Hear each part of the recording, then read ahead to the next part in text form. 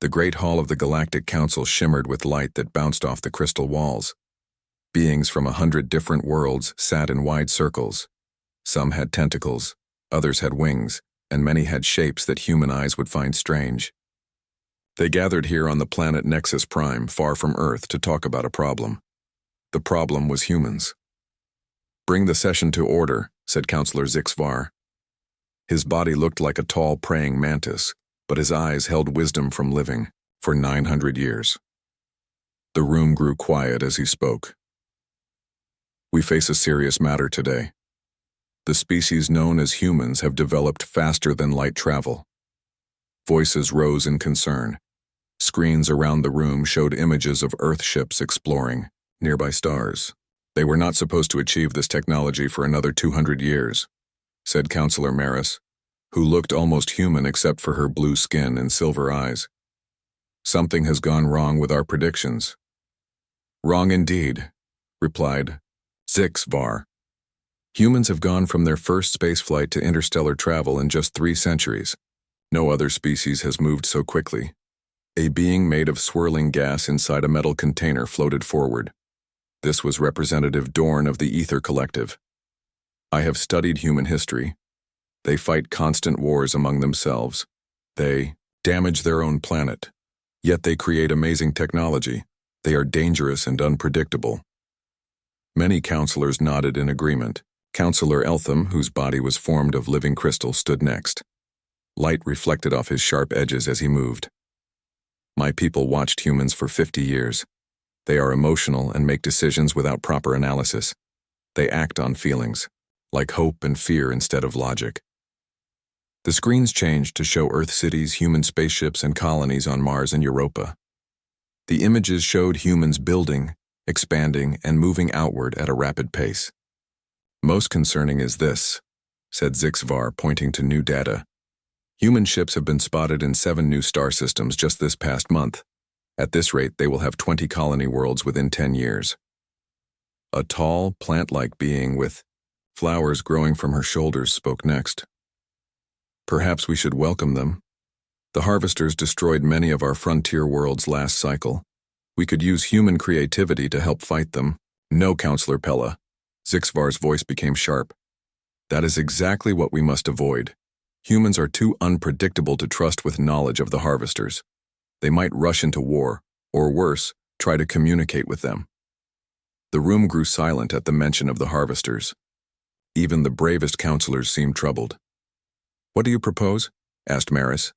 Zixvar touched a control panel and a document appeared on everyone's screens. "Resolution GC 7723, the containment and management of human expansion. We will establish authority over human territory. We will limit where they can travel and settle. We will place their military under our supervision." "And if they refuse?" asked Pella. "They will not know to refuse," replied Zixvar. "We will present this as a welcoming, a great honor. Humans are still new to space. They do not understand galactic politics.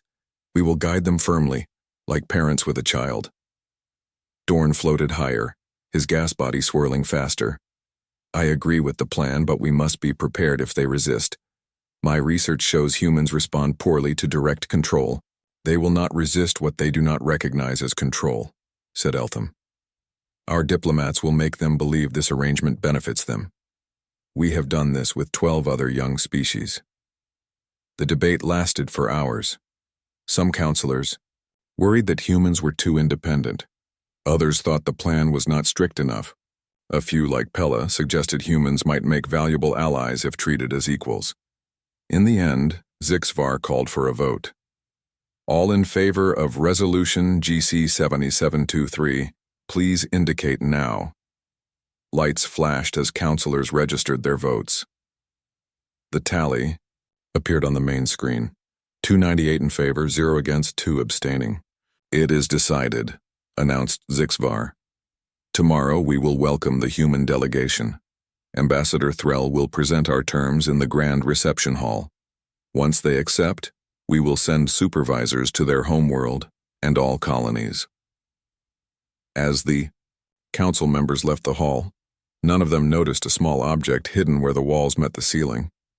The device was no larger than a bee, but its cameras and microphones had recorded everything. This tiny drone was human-made, using stealth technology that the Council's security systems could not detect. High above Nexus Prime, the Earth ship UES Defiant waited in orbit. The ship looked peaceful with its smooth lines and blue glow from its engines. It was officially a diplomatic vessel, carrying Earth's representatives to their first council meeting. Inside her private quarters, Admiral Samantha Powell watched the council's entire session through the drone's feed. Her face remained calm, but her eyes narrowed as the vote was taken.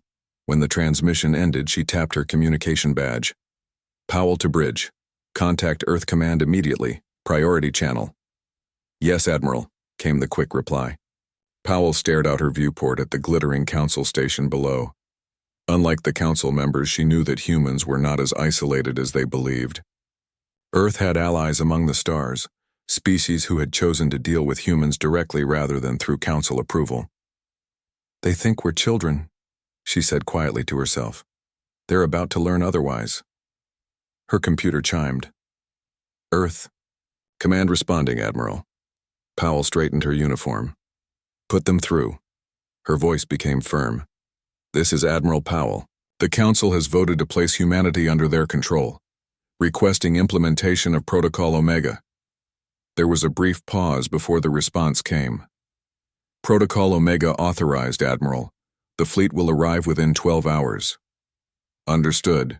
Powell ended the transmission and looked again at the council station. Tomorrow they expected to give orders to humanity. They had no idea what was really coming. In another part of the ship, Captain Gary Mitchell was briefing the diplomatic team when his communication badge beeped. After listening to the message, his expression turned serious. Change of plans, he told his staff. Admiral Powell has activated Protocol Omega. Contact Dr. Laura Kim and tell her to prepare her demonstration, and make sure Frank Daniels brings the quantum field generator. Protocol Omega, asked one young officer. What does that mean? Mitchell gave a small smile. It means the Council thinks tomorrow is their day. We're going to show them it's ours. Elsewhere on the ship, in a heavily shielded laboratory, Dr. Laura Kim was already working. Surrounded by equipment that few in the Council would understand, she monitored energy readings from a device in the center of the room. The machine glowed with a blue light that seemed to bend the space around it. How are the preparations? Asked a voice from the doorway. Kim looked up to see Frank Daniels, a tall man with dark skin and serious eyes. Right on schedule, she replied. The Council has no idea this technology exists. They think we're still using basic warp drives. Daniels nodded. Good. Tomorrow they learn that humanity isn't going to be contained or managed by anyone. The ship's night cycle began. Preparations continued quietly throughout the Defiant. Tomorrow would change everything, not just for humanity, but for the entire galaxy. Morning came to the UES Defiant as it orbited Nexus Prime. The ship buzzed with activity. Crew members moved quickly through hallways. Everyone knew something big was about to happen. Admiral Samantha Powell stood in the ship's conference room. Captain Gary Mitchell, Dr. Laura Kim, and Frank Daniels sat at the table with her. On the large screen, they watched a recording of the Council's vote again. Play the key section once more, Powell said. The image showed Councillor Zixvar speaking. Resolution GC 7723, the containment and management of human expansion. We will establish authority over human territory. We will limit where they can travel and settle. We will place their military under our supervision. Powell stopped the recording. They think we're children who need guidance. Her voice was calm but firm. They don't know what humanity is capable of. The fleet will arrive in 3 hours, Mitchell said. All 20 ships. Will that be enough to make our point? Powell nodded. It's not about fighting. It's about showing strength. The Council believes we have only 5 ships total. When 20 appear, they'll understand we've been hiding our true capabilities. Dr. Kim opened a case on the table. Inside was a small silver device. The quantum translator is ready. It will let us understand any language instantly, better than the Council systems. And the quantum field generator? Powell asked, turning to Daniels. Fully operational, he replied. They expect us to use their transportation system to reach the station. When we transport ourselves directly into their hall using our own technology, it will send a clear message. Powell looked at each person in the room. Today changes everything. For 3 years, we've let the Council believe we're just another young species seeking their wisdom. Today, they learn the truth. A young officer entered the room. Admiral, we're receiving a transmission from Earth Command. General Patel wishes to speak with you privately. Powell nodded and went to her office. On her screen appeared General Anita Patel, the head of Earth's Defense Forces. Admiral, Patel said, the President has approved your plan, but she wants to be clear. This is not about starting a war. We want cooperation, not conflict. Understood, General, Powell replied. We'll show strength but offer friendship. The Council needs to see us as equals, not children. There's something else, Patel continued. Our intelligence suggests the Council is hiding something important. They call it the Harvesters. Find out what it is. When Powell returned to the conference room, the rest of the diplomatic team had arrived. 12 men and women in formal blue uniforms stood ready for her orders. The mission has 2 parts, Powell explained. First, we show the Council that we know about their vote and reject their control. Second, we offer a different relationship, partnership instead of submission. A tall woman with short gray hair spoke up. What if they refuse, Admiral? The Council controls trade routes, technology exchange, everything. Not everything, Susan, Powell said. For the past 3 years, we've been building direct relationships with frontier worlds. Many species are tired of Council control. They're ready for change. And there's something called the Harvesters that has the Council worried, Mitchell added. We need to find out what that is. As they talked, the ship's alarm sounded. Mitchell touched his communication badge. Bridge, report. Captain, 3 Council security vessels are approaching. They're requesting permission to escort us to the docking area. Mitchell looked at Powell, who nodded. Tell them we accept their escort and notify me when our fleet arrives. On the Council station below, Ambassador Threll prepared for the human arrival. His tall, slender body moved gracefully as he inspected the grand reception hall. Everything had to be perfect for the ceremony. Are all preparations complete? He asked an aide. Yes, Ambassador, the aide replied. The humans will be escorted, here directly from their ship. The Council members will be seated according to rank. The document is ready for the human leader to sign. Excellent, Threll said. His skin changed color slightly, showing his satisfaction. The humans will be impressed by our grand welcome. They will not realize they are agreeing to our oversight until it is too late. Counselor Zixvar entered the hall. Is all ready? Ambassador, these humans must be handled carefully. All is prepared, Threll assured him. They will be overwhelmed by the ceremony, the gifts, the promises of knowledge sharing.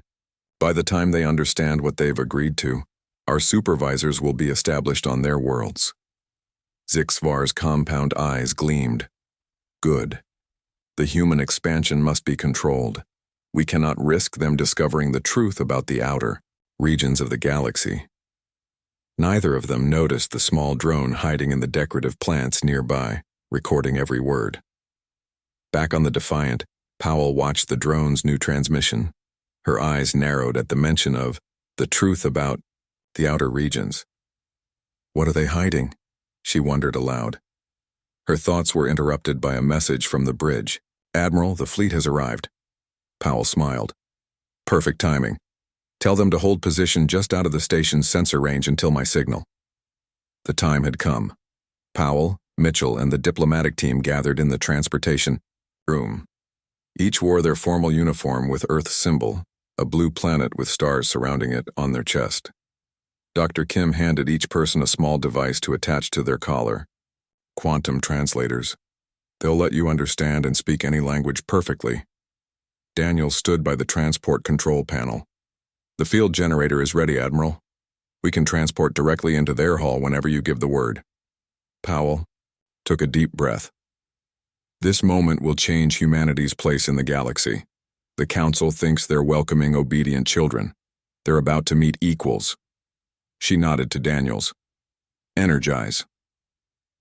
In the grand reception hall, hundreds of council members and representatives from various worlds waited.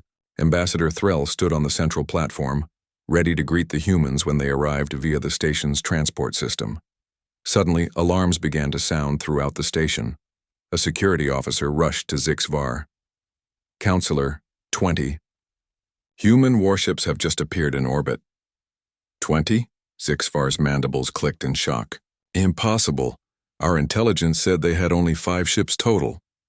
Before anyone could respond, the air in the center of the hall began to shimmer with blue light. The station's security system hadn't detected any transport activation. Yet there, materializing directly in front of Ambassador Threll rather than at the designated arrival point, stood Admiral Powell and her team. The hall fell silent. The humans had arrived using technology the Council didn't know they possessed, and in orbit above, a fleet the Council didn't know existed, waited for Powell's command. The game had changed. The Council had voted to command humanity. But now the humans had walked in and nothing would go as planned. The grand reception hall of the Council station was completely silent. Hundreds of alien representatives stared at Admiral Powell and her team. No one had ever transported directly into the hall before. It was supposed to be impossible with the security shields in place. Ambassador Threll recovered first. His tall body straightened as he stepped forward. Admiral Powell, welcome to Nexus Prime. We are surprised by your method of arrival. Powell smiled slightly. Thank you for your welcome, Ambassador. We thought it would save time. Behind her, Captain Mitchell kept his face serious while watching the security officers around the room. Dr. Kim held a small device that scanned the hall, collecting data about the various species present. Counselor Zixvar pushed through the crowd. Admiral Powell, our sensors show 20 warships in orbit around our station. This is most irregular. You were expected to arrive in one diplomatic vessel. Powell turned to face him. Just as irregular as a council vote about humanity's future without any humans present. Wouldn't you say, Counselor? The hall erupted, in shocked whispers. Zixvar's compound eyes widened. I don't understand what you mean. Powell touched a button on her wrist device. Above them, a hologram appeared showing the Council's secret meeting from yesterday. They all watched as the recorded image of Zixvar called for the vote on Resolution GC 7723. The Containment and Management of Human Expansion, Powell said, her voice carrying through the hall. That was the title, wasn't it? Threll's skin changed color rapidly, showing his distress. How did you obtain this recording? The Council chamber is secure. Apparently not secure enough, Powell replied. She looked around at the gathered representatives. We came here today expecting honest, diplomatic talks. Instead, we found you had already decided our place in the galaxy. You plan to treat us like children. Zixvar stepped closer. You misunderstand. The resolution was created for your benefit. Humanity is young. You need guidance to avoid the mistakes other species have made. Is that so? Powell asked. And would these mistakes have anything to do with what you call the harvesters? Now the hall was completely silent again. Many representatives looked afraid at the mention of this name. Zixvar's voice lowered. How do you know that name? Powell didn't answer his question. We came here today to establish diplomatic relations, as equals, not as subjects. Humanity respectfully declines the terms of Resolution GC 7723. A plant-like being pushed forward through the crowd. Flowers bloomed on her shoulders as she moved. This was Counselor Pella, who had spoken in favor of humans during the secret meeting. Admiral Powell, she said, please understand the Council's concerns. Your species has developed faster than any other in our records. Your expansion is happening at an alarming rate. Some fear what this might mean. Powell nodded. I understand. Fear, Counselor, but controlling others out of fear rarely ends well. She turned back to Zixvar. We offer a different approach, partnership instead of control. Frank Daniels stepped forward with a data tablet. We've prepared a new agreement, one that respects both human independence and council traditions. Zixvar looked at the tablet but didn't take it. This is not how things are done. New species must go through proper integration periods. That may have worked for others, Powell said, but it won't work for us. Humanity has already established direct relations with 17 worlds outside Council. Space. We're prepared to work with the Council, not under it. This news clearly shocked many in the hall. The Council prided itself on controlling all diplomatic contact between species. Threll spoke up again. These independent arrangements are against Council regulations. They are against Council preferences, Powell corrected, but they are not illegal under your own charter. We've studied your laws carefully. A new voice joined the conversation. A being made of swirling gas in a metal container floated forward. This was Representative Dorn, who had studied human history. Counselor Zixvar, perhaps we should listen to what the humans propose. Their arrival today has demonstrated capabilities we did not know they possessed. This suggests there may be other things we have miscalculated. Zixvar's mandibles clicked rapidly, showing his frustration. Very well. What exactly are you proposing, Admiral? Powell nodded to Dr. Kim, who stepped forward and activated another hologram. This one showed a map of the galaxy with trade routes highlighted. We propose mutual defense agreements, open trade without council tariffs, and shared technology development, Kim explained. In return, humanity will share our faster transportation systems and help secure the outer regions against any threats, including the harvesters, Powell added, watching Zixvar's reaction closely. The counselor seemed to struggle with himself before responding. These harvesters you mentioned, they are not simply a threat. They are an approaching catastrophe. Every 500 years they sweep in from the galaxy's edge, consuming everything in their path. The last incursion destroyed 63 worlds. Now it was Powell's turn to look surprised.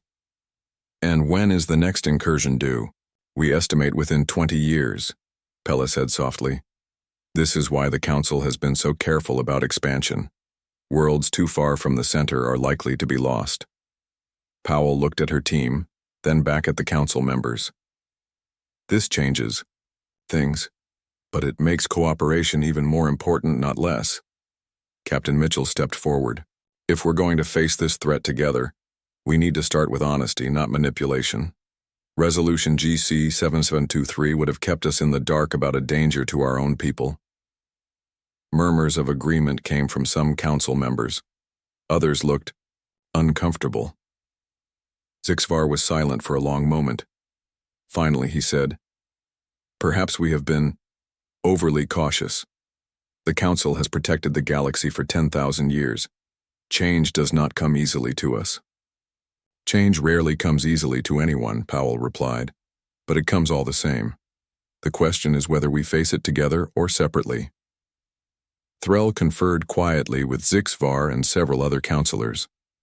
The humans waited patiently, aware that every eye in the hall was watching them. Finally, Threll approached Powell again. "The Council is willing to discuss your proposals, but this is unprecedented. It will require careful consideration and likely a new council vote." Powell smiled. "We understand. And as a show of good faith, I've instructed our fleet to pull back to a standard orbit. They will remain there during our talks." "Thank you," Threll said, looking relieved. "Perhaps we could continue this discussion in a more appropriate setting. The council chamber is better suited for diplomatic negotiations." "Of course," Powell agreed. As they left the grand reception hall, many representatives approached the humans with curious questions. Some seemed afraid, others excited. This was clearly not how they expected the day to unfold. "Do you think they'll agree to our terms?" Mitchell asked Powell quietly as they walked. "They don't have much choice," she replied. "But this news about the harvesters changes our plans. We came to establish independence. Now we may need to help save the galaxy." Behind them, Dr. Kim was deep in conversation with Counselor Pella, already discussing shared scientific knowledge. And Frank Daniels walked with Representative Dorn, comparing notes on human and council history. The day that was supposed to Bring humanity under council control had instead brought the beginning of a new partnership. But the shadow of the harvesters loomed over everything, a threat that would test this new relationship sooner than anyone expected. 3 days passed since the humans first walked into the council hall. The diplomatic talks moved slowly. In a large meeting room with views of space through tall windows, Admiral Powell sat with her team. Across the table were Counselor Zixvar, Ambassador Threll, and representatives from the most powerful council worlds. "We need to discuss the harvesters in more detail," Powell said. "If they're coming in 20 years, we should be preparing now." Zixvar's insect-like body shifted, uncomfortably. "We have been preparing for centuries, Admiral. Our defense systems are positioned around core worlds. Our evacuation plans are in place for outer colonies." Powell leaned forward. "You're not planning to fight them? Just to retreat?" "You don't understand," Threll said. His skin changed to a darker color. "The harvesters cannot be fought. They are like a force of nature. We can only survive by staying out of their path." Dr. Kim had been quiet, studying data on her tablet. Now she looked up. "I've been reviewing the historical records you shared. In the last 3 incursions, the harvesters followed the same path through the galaxy. Is that correct?" Counselor Pella nodded. Her flower-covered shoulders drooped slightly. "Yes. They enter from the outer rim, move through the Sagittarius arm, and then return to deep space. The pattern has been consistent for 1,500 years. "And has anyone ever tried to change their course?" Kim asked. "Or communicate with them?" The council members looked at each other in surprise. "Communicate?" Dorn's gas body swirled faster in his container. "The harvesters consume entire worlds. They break down all matter into energy. There is nothing to communicate with." Captain Mitchell joined the conversation. "But they follow patterns. That suggests intelligence, not just natural forces." Zixvar seemed troubled. "Perhaps. But any ships that approach them are destroyed. Any probes we send are lost. How can we communicate with something we cannot even observe closely?" Powell looked at Kim. "Doctor, you have an idea, don't you?" Kim nodded. "The quantum field generator we use to transport here might be modified. It creates a bubble of altered space-time. If we could place a ship inside such a bubble, the harvesters might not detect it," finished Frank Daniels, understanding immediately. "We could get close enough to study them properly." The council representatives looked skeptical. Threll spoke first. "This is dangerous thinking. The council's policy has always been to avoid the harvesters, not engage with them." "And how has that worked for the 63 worlds that were destroyed last time?" Powell asked quietly. No one had an answer for that. "Look," Powell continued, "humanity has always explored the unknown. We've always tried to understand rather than simply hide. That's not going to change. If the harvesters are coming, we want to know what we're facing." Zixvar's compound eyes studied Powell carefully. "You would risk your ships and people on such a mission? To protect Earth and other worlds?" "Yes," Powell replied without hesitation. "But we'll need the Council's help. You have historical data, tracking information, everything we lack." The room fell silent as the Council members considered this. Finally, Pella spoke. "I believe we should cooperate with the humans on this. For too long, we have accepted the harvester incursions as inevitable.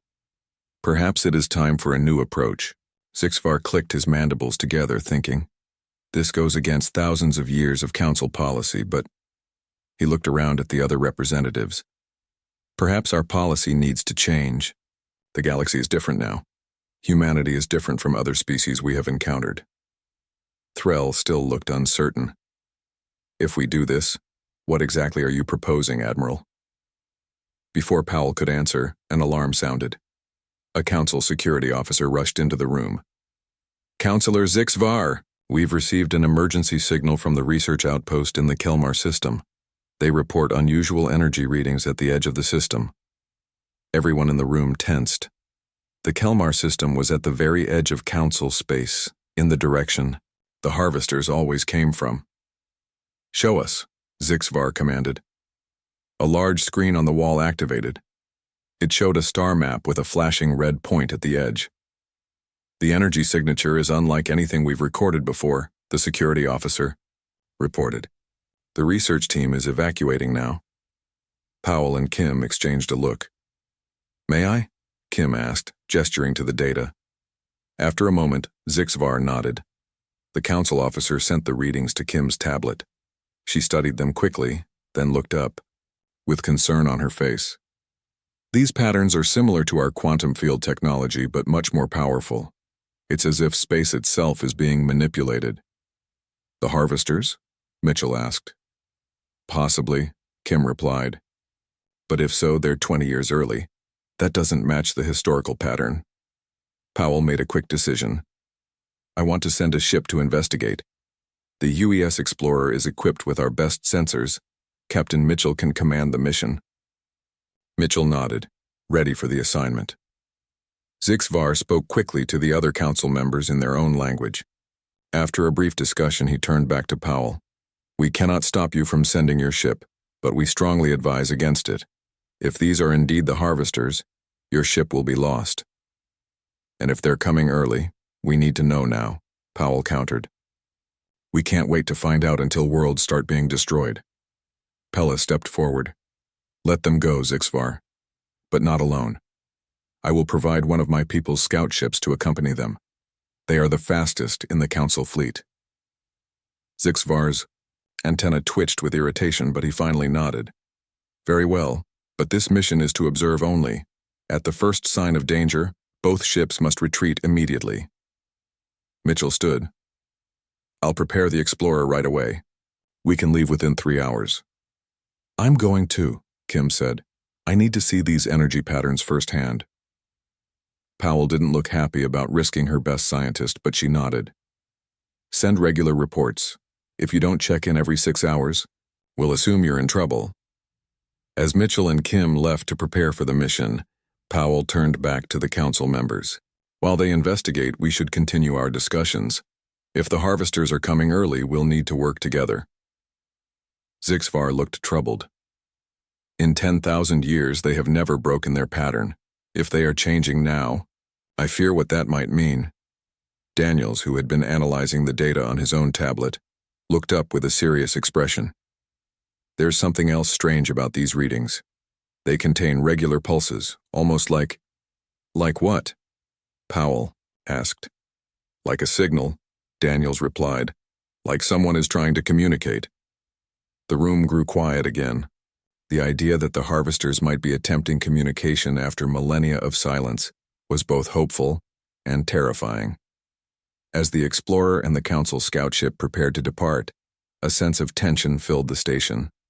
What had started as diplomatic talks about humanity's place in the galaxy had quickly turned into something much more important. Perhaps the first real chance to understand the greatest threat the galaxy had ever known. The UES Explorer moved slowly through the darkness of space. Captain Mitchell stood on the bridge watching the stars on the main screen. Beside him, Dr. Kim monitored the energy readings coming from ahead of them. The Council scout ship followed, close behind, its curved shape glowing softly in the darkness. "Any change in the readings?" Mitchell asked. Kim shook her head. "They're still pulsing in the same pattern. Every 12 seconds exactly. It's too regular to be natural." Mitchell touched his communication device. "Mitchell to Admiral Powell. We're approaching the source of the signal. Still no visual contact." Powell's voice came through clearly. "Understood, Captain. Remember, observation only. Don't take any unnecessary risks." "Yes, Admiral," Mitchell replied. He turned to his crew. "Shields at maximum. All sensors recording." The Explorer continued forward. The edge of the Kelmar system was mostly empty space with a few small rocky planets orbiting far from their star. The signal was coming from beyond the last planet, in the darkness between star systems. "Captain," called one of the crew, "I'm detecting something ahead. I'm not sure what it is." The main screen changed to show a distant point of light. As they watched, it grew larger. It wasn't a ship or a planet. It looked like a tear in space itself, a glowing blue crack in the blackness. "Magnify," Mitchell ordered. The image zoomed in. The tear was massive, at least as big as Earth's moon. Energy rippled around its edges in waves of blue and purple. Light. "Is that what I think it is?" Mitchell asked quietly. Kim stared at her readings. "It's a quantum field distortion, like our technology but thousands of times more powerful. It's creating a gateway in space." A gateway to where? Before Kim could answer, the communication system activated. A voice came through, speaking in a language no one recognized. It was musical but strange, with sounds humans couldn't make. "The universal translator isn't working," said a crew member. Kim quickly adjusted settings on her device. "Let me try our quantum translator. It works. Differently." After a moment, words became clear. Repeated attempts at contact. "Council vessels, please respond. This is Research Vessel Seeker from Gateway Project. We've established stable passage." Mitchell and Kim looked at each other in shock. Those weren't alien words. They were human words. "This is Captain Gary Mitchell of the UES Explorer. We read you, Seeker. Identify yourselves fully." There was a pause before the response came. "Captain Mitchell, this is Dr. Nathan Rivera of the Gateway Project. We're from Earth." "That's impossible," Mitchell said. "The Gateway Project was shut down 3 years ago after the accident." "For us, that was 70 years ago," came the reply. "Captain, we need to speak with whoever's in charge. This is going to be difficult to explain." Mitchell contacted Admiral Powell immediately. Within an hour, a secure communication link was established between the Explorer, the Council Station, and the mysterious ship called Seeker. On the large screen in the Council meeting room, Dr. Rivera's face appeared. He looked human but wore strange clothing. Behind him, other humans worked at stations with technology Powell's team had never seen. "Admiral Powell," Rivera said, "it's an honor to meet you. Your actions at first contact are taught in our history classes." "First contact?" Powell looked confused. "That's happening right now." Rivera smiled sadly. "For you, yes. For us, it happened 70 years ago. I know this is hard to understand, but we're from Earth's future." The council representatives looked at each other in confusion and alarm. Sixvar stepped forward. "Explain yourself, human. How is this possible?" "The Gateway Project was researching faster ways to travel between stars," Rivera explained. "We were experimenting with quantum fields that could fold space. There was an accident. Our research station was thrown forward in time and far across the galaxy." "Where have you been all this time?" Powell asked. "We found ourselves in uncharted space beyond what you call the Outer Rim. We encountered a species there. They called themselves the Shapers." At this, the council members became visibly agitated. Threll's skin turned almost white. "The Shapers are a myth," he said. "Stories to frighten children." "They're very real," Rivera countered. "And they've been trying to contact the council for thousands of years. Every 500 years they send ships to your part of the galaxy. You call them the Harvesters." The room fell completely silent. Powell was the first to find her voice. "Are you saying the Harvesters aren't attacking? They're trying to communicate." "Yes and no," Rivera said. "The Shapers exist in a different phase of reality. When their ships enter our space, they create energy distortions that destroy matter around them. It's not intentional. They don't even realize they're causing harm." Zixvar seemed stunned. "All this time, the destruction of worlds, it was an accident?" "Unfortunately, yes," Rivera confirmed. "When we arrived in their space, our technology allowed us to communicate with them. They were horrified to learn what their attempts at contact had caused. They've been trying to find a safe way to interact with this galaxy for millennia." "And you've been helping them," Kim said, understanding dawning on her face. Rivera nodded. "We've spent decades developing this gateway. It creates a safe buffer zone where our realities can interact without destruction. The Shapers want peace, knowledge exchange, even to help repair the damage they've caused." "This changes everything," Powell said quietly. Counselor Pella stepped forward. If what you say is true, countless lives were lost because we ran and hid instead of trying to understand. Zixvar's antennae drooped in what seemed like shame. The Council's policy has always been to preserve what we have, not to risk it by reaching into the unknown. Powell looked at the ancient counselor. And that's exactly why humanity couldn't accept your control. We need to explore, to understand, to take risks. Sometimes they lead to tragedy, but sometimes, she gestured to the screen showing Rivera, they lead to incredible discoveries. Rivera smiled. The Shapers have technology and knowledge beyond anything in either of our times, Admiral. They can help protect this galaxy from real threats, but they need intermediaries who understand both sides. Like humans, Powell said. Exactly. In my timeline, humans and the Council eventually formed a partnership that changed the galaxy. It took time and there were struggles, but it worked. Threll looked troubled. How do we know this isn't some human trick, a way to gain influence over the Council? Rivera sighed. The gateway is stable. Send your own scientists through. Meet the Shapers yourselves. They're waiting to apologize for the harm they never meant to cause. As the discussions continued, the reality of the situation slowly dawned on everyone. The greatest threat the galaxy had ever known wasn't a threat at all, but a tragic misunderstanding. And it had been humans, from the future, who had finally bridged the gap. 3 weeks later, the first official meeting between Council representatives, humans, and the Shapers took place.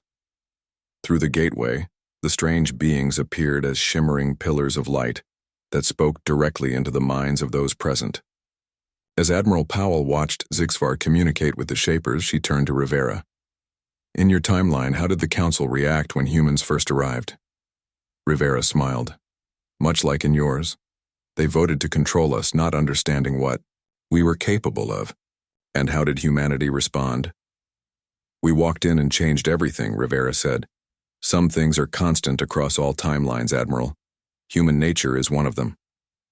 Powell looked out at the gateway, the impossible bridge between times and realities that humans had helped build. The Council had voted to command humanity, but humans had walked in and shown them a bigger universe instead. And now, together, they would explore it.